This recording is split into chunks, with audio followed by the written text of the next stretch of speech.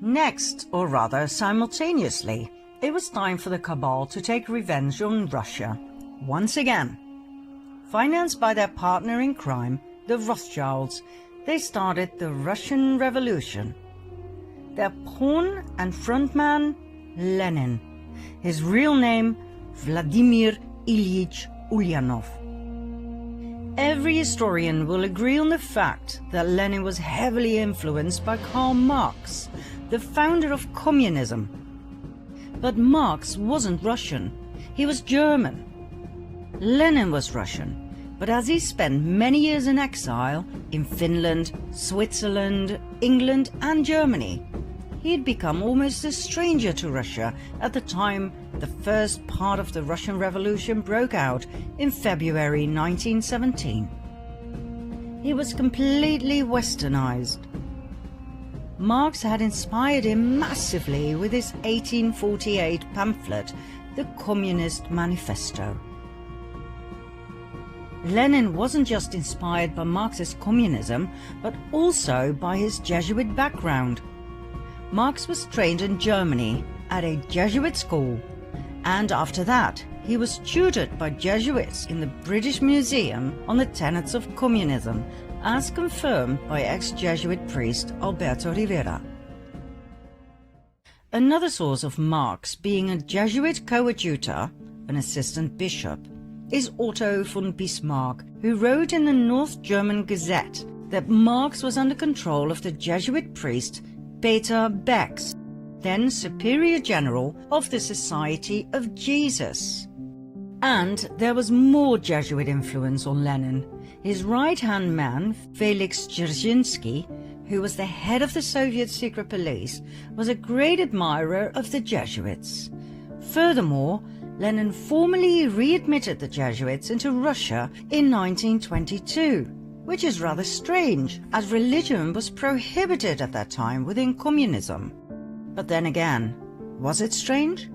The origin of communism lies in the Jesuit ideology, as confirmed by many historians. The Jesuits in the 17th and 18th centuries perfected the first system of communist governance in their reductions in Paraguay. In the New Advent Catholic Encyclopedia, it reads on the conditions of property. The economic basis was a sort of communism. The land and all that stood upon it was the property of the community. The land was apportioned among the caciques, who allotted it to the families under them. Agricultural instruments and cattle were loaned from the common supply. No one was permitted to sell his plot of land or his house. Very communist indeed. We will see later on in this documentary that even the term social justice was invented by the Jesuits. The first man to name it and write about it was the Jesuit Luigi Tabarelli d'Azeglio. Lenin was a Jesuit puppet who was pushed forward by the Cabal to destabilize and destroy the country. He hated Russia and the Russians. Some of his most famous quotes are, "I spit on Russia. While the state exists, there can be no freedom. When there is freedom, there will be no state." And, "May 90% of the Russians die and let the other 10% live under communism." The Russian Revolution was a Jesuit attack on the country. Their motive? Revenge. Their pawn? Lenin. Their tool? The Bolshevists. They were the equivalent of the Jacobins during the French Revolution. Millions of people died in Russia between 1917 and 1923, the year in which the Russian Revolution ended with the Bolshevist founding of the Soviet Union. Now, before we move on to World War II, where we will share with you a discovery that, quite frankly, knocked us off our feet, so keep watching, we will first take a look at a chain of events in the US. Maybe you remember from part 2 of the previous series, that in 1913 the US Federal Reserve Bank was founded, the mother of all banks, owned by several cabal families, among which the Rothschilds? Remember what happened to the three wealthiest and most influential opponents of the Fed? They conveniently died when the Titanic sank. Less than a year later, the Fed was a done deal. In the US at that time, about 21,000 banks did not yet fall under the jurisdiction of the Fed. That was, and still is, an absolute lethal thing to do. One might as well commit suicide, as history has proven over and over again, worldwide. In 1914, World War I started, 1 year after the establishment of the Federal Reserve. Between 1914 and 1919, the Fed doubled the money supply, causing a nationwide increase in lending. In 1920, it shrank the money supply, and 5,500 competitor banks went bankrupt. They were bought by the Fed for next to nothing. Between 1921 and 1929, the Fed increased the money supply again. Loans were everywhere. But on October 23, 1929, 2.6 million shares were sold in a frenzy. By whom? Not that hard to guess. The next day, on October 24 at 9 a.m., Wall Street was closed, and the moneymakers who had gathered outside slowly started to realize in a state of shock what had happened. Loans were called in. Investors were forced to sell their shares. This event became known in history as the Wall Street crash.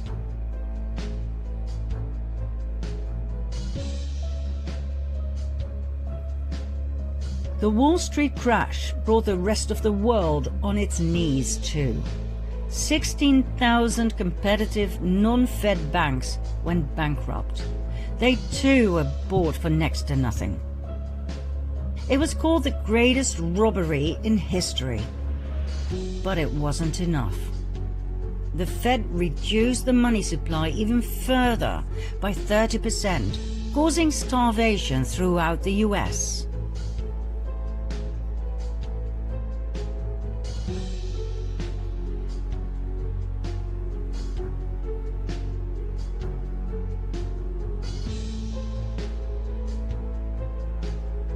The Rothschilds had done what they had successfully been doing since the French Revolution, manipulating the stock market at the expense of the people to further increase their wealth and power.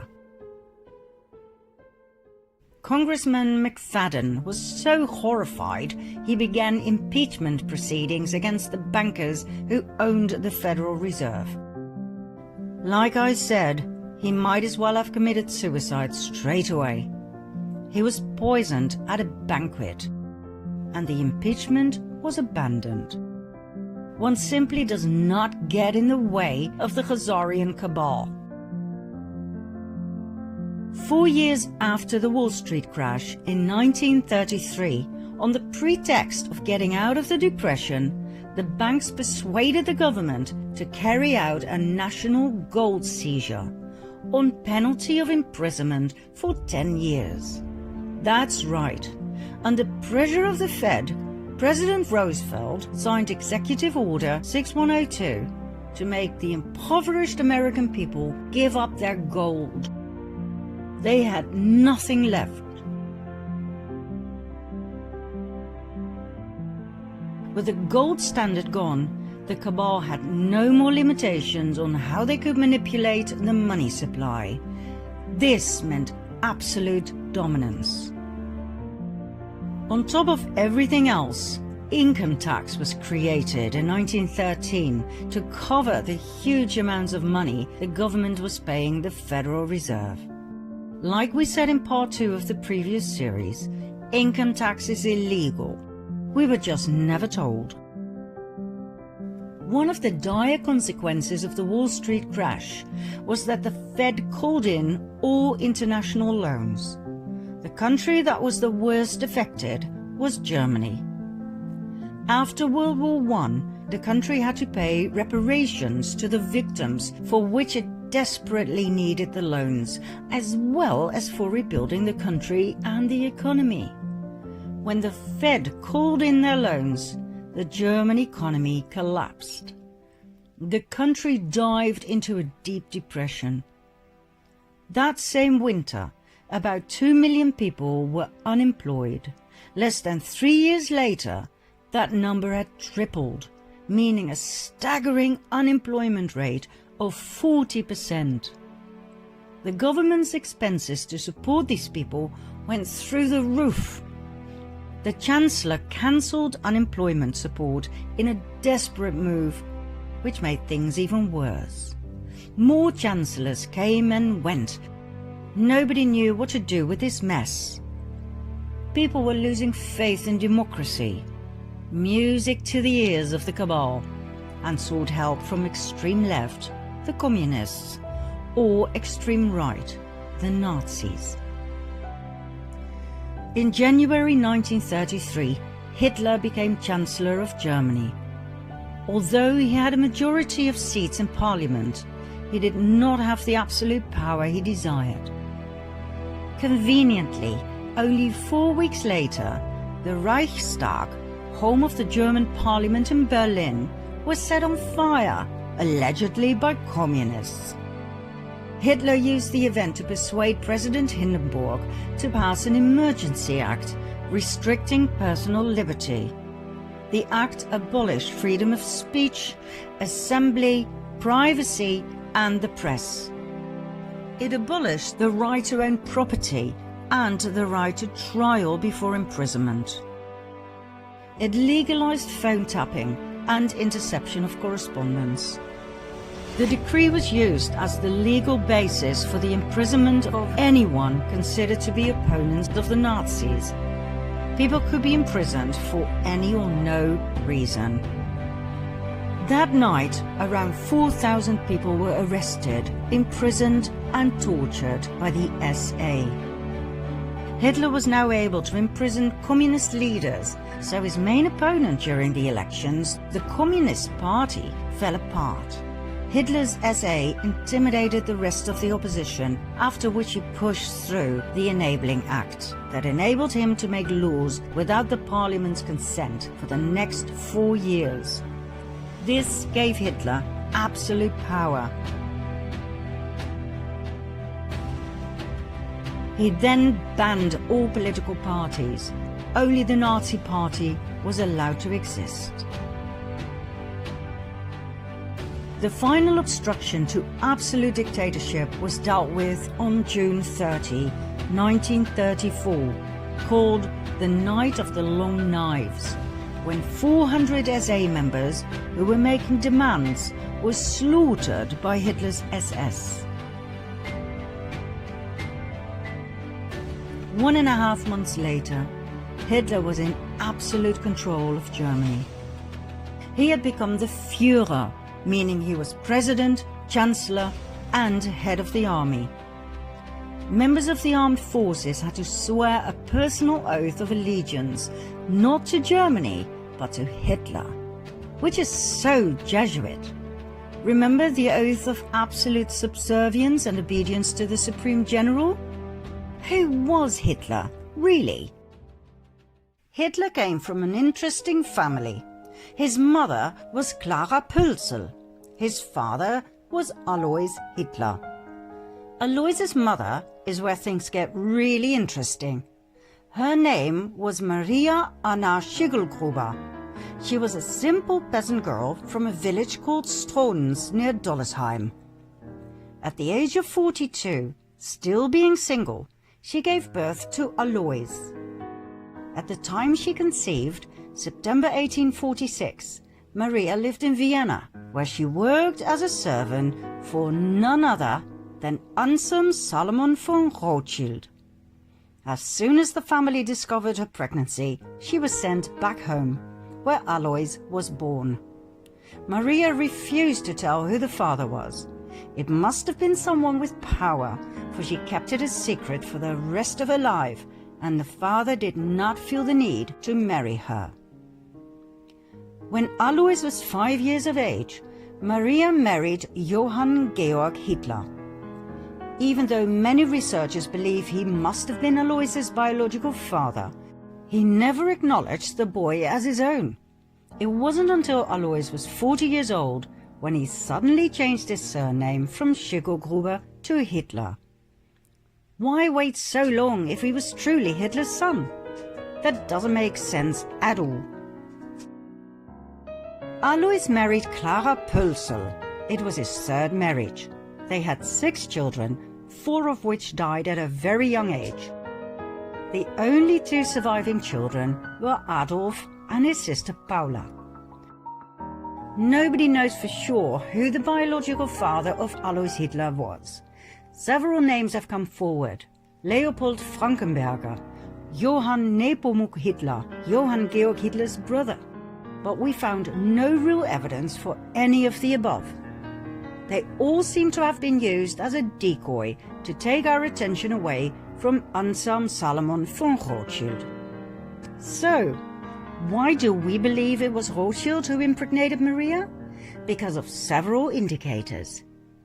First of all, 9 months before Alois's birth takes us to September 1836. According to the Rothschild archives in London, Maria worked as a maid for Anselm Salomon von Rothschild. Now there are 2 possible suspects of the rape of Maria. 1, Anselm, who was 33 years old at the time. 2, his father, Salomon Meyer von Rothschild, who was 72 at that time. Now the Rothschild archives contain handwritten correspondence between the son, Anselm, and the London Rothschild Bank, which proves he was in Vienna at the time of the conceived pregnancy. His father, on the other hand, was in Paris. That narrows it down, don't you think? Secondly, in 1876, when Alois was 40 years old, he suddenly inherited a large sum of money. From whom? There wasn't any money in the family. Anselm Salomon von Rothschild died a year and a half prior, the time needed to pass an estate through the probate court. It was the same time Alois suddenly changed his name to Hitler, remember? Was that just a coincidence, or was it a demand by the Rothschilds in order to receive the inheritance, so that he would not be traced back to the Rothschild bloodline? Now please bear in mind that officially the Rothschilds were Jewish. They were the Babylonian Khazars who converted to the Jewish faith under pressure of the Russian king. Call them fake Jews if you like, but to the outside world, Adolf Hitler's father was half Jewish. If this ever came to light, it would be one hell of a scandal. And so, all traces of the Führer Adolf Hitler leading to the Rothschilds had to be erased. In 1921, the Munich Post intercepted a pamphlet that circulated among the early members of Hitler's Nazi party, the NSDAP. The pamphlet's title was Adolf Hitler, Traitor. It dealt with the alleged Jewish blood in Hitler's veins. It accused Hitler of fronting for Jewish finances and for acting like a Jew himself. The Munich Post decided to publish the pamphlet. On the very day that Hitler became Chancellor, the Munich Post was ransacked and its editors and writers were sent off to concentration camps, where they were never heard from again. The Austrian Chancellor Dollfuss investigated Hitler's family origins on 2 occasions. The first investigation, published in 1932, determined that Hitler's father was illegitimate, born to a 42-year-old unmarried woman and an unknown father. The second investigation determined that Hitler's mother was employed as a domestic servant in the residence of Baron Rothschild of Vienna. Shortly after, Hitler ordered the assassination of Dollfuss in 1934.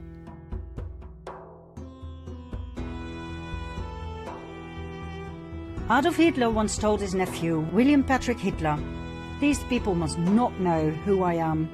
You must not know where I come from and which family I'm from. In an effort to erase any evidence that would lead Hitler back to the Rothschilds, not only were people murdered, but the entire village of Dollersheim, where Hitler's grandmother had come from, was completely destroyed on Hitler's orders. Adolf Hitler, the Führer, did not come out of nowhere. We believe he was a Rothschild, maybe an illegitimate one, but still. We saw in the previous series, in part 5, how the illegitimate James Alefantis Rothschild was pushed forward by the family to play a very important part in the US elite and their Pizzagate. Well, Adolf Hitler too was pushed forward the same way to influence the outcome of yet another cabal war. Hitler was a great admirer of the founder of the Jesuits, Ignatius of Loyola. He said, "I learned much from the order of the Jesuits. Until now, there has never been anything more grandiose on the earth than the hierarchical organization of the Catholic Church. I transferred much of this organization into my own party."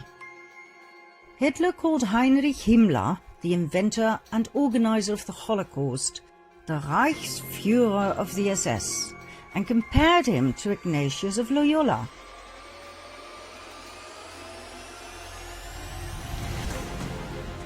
The SS organization has been constituted by Himmler according to the principles of the Jesuit order.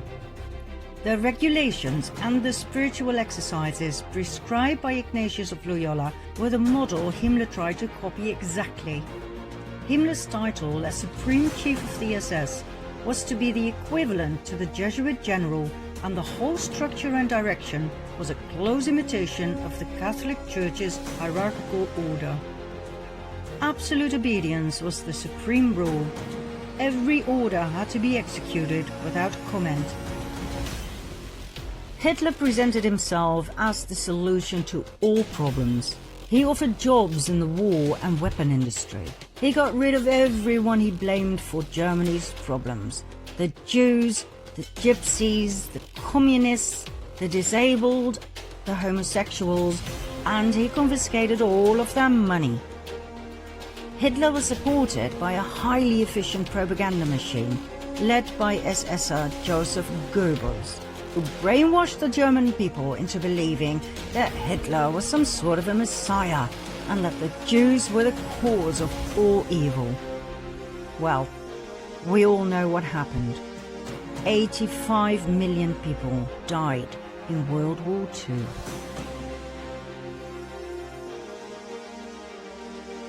But the cabal wasn't done just yet. As you might know, in the aftermath of World War II, hundreds of thousands of Jews emigrated to the promised land of Israel. But did you know that this migration had already been planned by the cabal in 1917? 22 years before World War II even started, Palestine was given away, literally, by Arthur James Balfour, Foreign Secretary of the United Kingdom, on behalf of the British government. As if nothing more but a chess piece, a country with inhabitants was given away to, guess who? Lord Lionel Walter Rothschild. But wait a minute, 1917? The First World War hadn't even ended yet. So how on earth could they be talking about a home for the Jews? The Jewish genocide hadn't even started yet. We're talking about the Balfour Declaration, signed by Balfour himself on the 2nd of November 1917. Dear Lord Rothschild, I have much pleasure in conveying to you, on behalf of His Majesty's government, the following declaration of sympathy with Jewish Zionist aspirations, which has been submitted to and approved by the Cabinet. His Majesty's government view with favour the establishment in Palestine of a national home for the Jewish people and will use their best endeavours to facilitate the achievement of this object, it being clearly understood that nothing shall be done which may prejudice the civil and religious rights of existing non-Jewish communities in Palestine, or the rights and political status enjoyed by Jews in any other country. I should be grateful if you would bring this declaration to the knowledge of the Zionist Federation. Arthur James Balfour. Neither the Jews nor the Palestinians knew about this. It was yet another brilliant move of nothing but chess pieces by the cabal. What was presented as a benign action in favor of the Jews was, once again, a divide and conquer strategy. It could only end in yet another war, this time between Jews and Palestinians.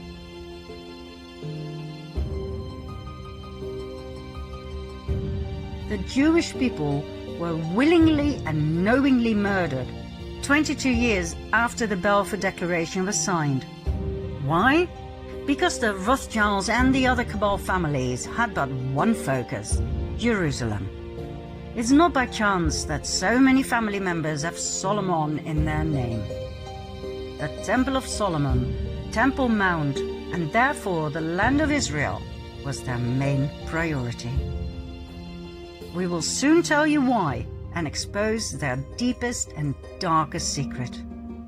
For now, millions of Jewish people were sacrificed in order to get there. There were many more wars to follow, like the Vietnam War, the Cold War. All were instigated and financed on both sides by the cabal. That's how people across the world were kept in fear, paralyzed and poor, divided and subservient. Once you understand and see their strategy, you cannot unsee it. But the worst was yet to come, for times were changing and the cabal adapted their strategy as time went along. Key words in their everlasting plan to conquer the world: hatred, revenge, disdain. These three words were perfectly combined in one document, the Protocols of the Learned Elders of Zion,